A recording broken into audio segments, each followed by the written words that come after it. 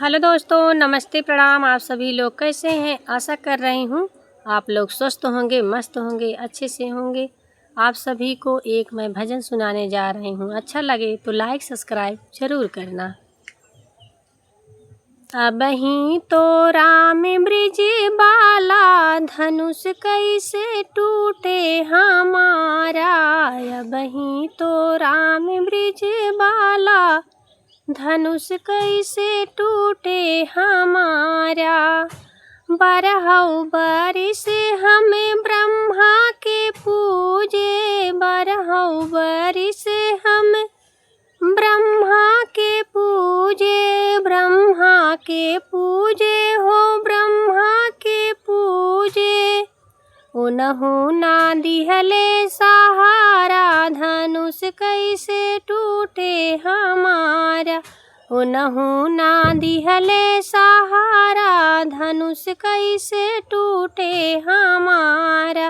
अबहीं तो राम ब्रिज बाला, धनुष कैसे टूटे हमारा। अबहीं तो राम ब्रिज बाला, धनुष कैसे टूटे हमारा।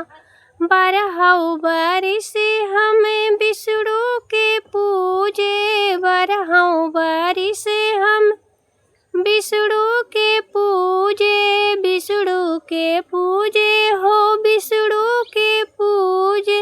उनहु ना दिहले सहारा, धनुष कैसे टूटे हमारा। अबहीं तो राम ब्रिज बाला, धनुष कैसे टूटे हमारा।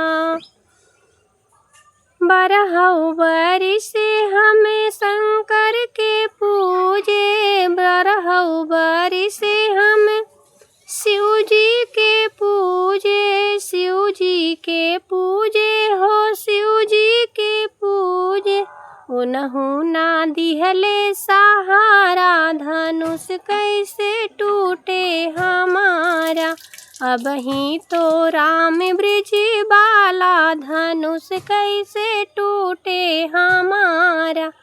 अबहीं तो राम ब्रिज बाला, धनुष कैसे टूटे हमारा।